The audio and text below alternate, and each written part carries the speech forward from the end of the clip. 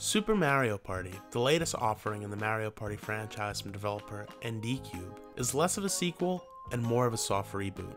In addition to abandoning Mario Party's titular number scheme, Super Mario Party ditches the convoluted and often disappointing gameplay mechanics of some of the franchise's previous titles. Folks that moaned and groaned about being forced to travel around in a car with their opponents in Mario Party 10 for Wii U, or not being able to play a minigame after each turn in Mario Party 9 for Wii, can breathe a sigh of relief.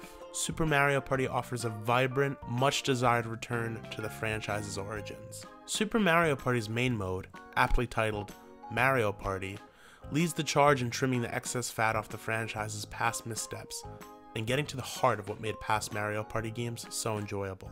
Following the formulaic, evergreen outline of a classic game of Mario Party, Super Mario Party offers a gameplay loop that will seem familiar to veterans of the series. Roll a die, travel around the board, play a minigame after each turn, collect coins by winning those minigames, and use those coins to buy stars. Whoever has the most stars at the end of the game is declared the winner. Underneath Super Mario Party's colorful board game veneer is a tense metagame that is surprisingly intricate. While movement in Super Mario Party, like many popular board games, is left to the roll of a die, the game includes a garden variety of gameplay mechanics that can skillfully, or accidentally, be employed to give players an advantage over their opponents. The newest and most welcome of these mechanics is the game's inclusion of character dies. While previous Mario Party titles have included a myriad of different dice blocks, Super Mario Party gives each character their own personal 6-sided die that can be used an infinite number of times. Each character's die is different. For example, Shy Guy's die contains 1 0 and 5 4s, while Wario's die contains 4 6s and 2 chances to lose 2 coins. Character dies usually follow this metric, either offering high risk, high reward outcomes,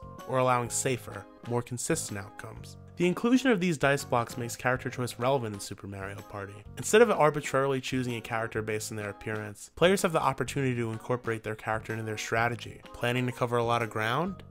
Choose a high risk, high reward character like Bowser. Pining for the opportunity to give yourself a specific number so you can land on event spaces? Choose a character like Shy Guy, who has an extremely high chance of rolling a 4. Seeing as each of the game's 4 Mario Party mode maps have branching pathways, using different dice to reach different spaces becomes a core part of any Super Mario Party strategy. The importance of character dice doesn't end after you choose your character. Super Mario Party introduces a new concept called allies, characters that help you in select mini-games, add 1 or 2 to your die rolls, and most importantly, allow you unrestricted access to their character dice.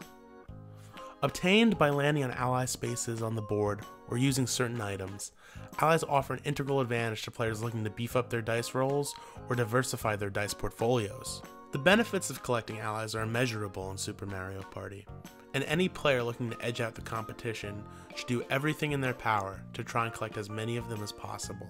Just as Super Mario Party includes features for competitive players, it also includes a slew of small quality of life features that work to balance the game for less skillful players.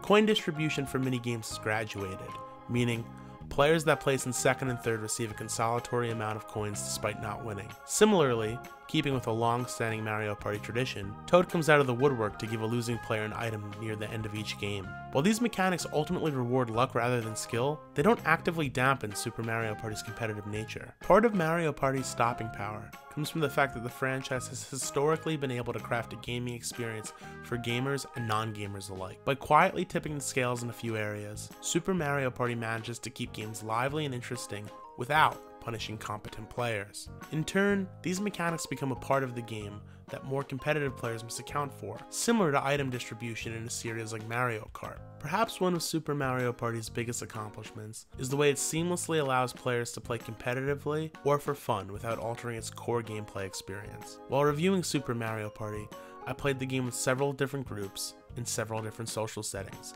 and was able to find something to enjoy about each and every experience. I casually played a game with some childhood friends over drinks one night, following a tough, more serious match with another friend the next afternoon.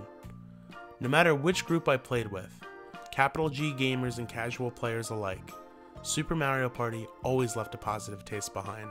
In addition to including the game's titular Mario Party mode, Super Mario Party includes modes titled River Survival, Soundstage, Partner Party, and Challenge Mode. Partner Party is the closest to the traditional Mario Party mode, featuring 2 teams of 2 players, each competing on a modified version of traditional style Mario Party board. Interestingly, in this mode, all movement is made on a grid, similar to movement in strategy games like Mario + Rabbids Kingdom Battle. Keeping with this mode's 2-on-2 nature, all mini-games in this mode have both teams facing off against one another. River Survival and Soundstage take the board game aspect of Super Mario Party and discard it entirely. River Survival is a wholly cooperative game mode where players must row down a branching river together in a finite amount of time.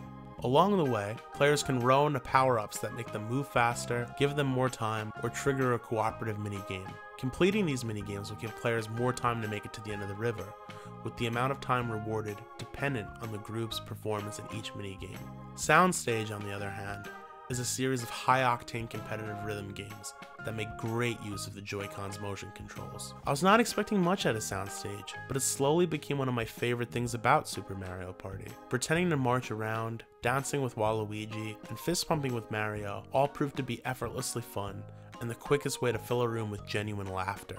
Incredibly, the game manages to squeeze in more content outside of these modes. Even while just playing loose mini games, the game allows you to choose between modes like Free Play, Mariothon, and Square Off. Additionally, wandering around Party Plaza will eventually lead you into Toad's Rec Room, yet another place to find new mini-games. While Super Mario Party contains a lot of content, it's not content that will last a single player long. If you're the type of person that will buy Super Mario Party to play alone, you'll find that you could burn through everything the game has to offer in a short amount of time. Of course, this should be expected. Mario Party has always been about its ambulatory moments. Like all party games, it's less about running up the time with a stopwatch and more about making each moment more joyful and colorful than the last.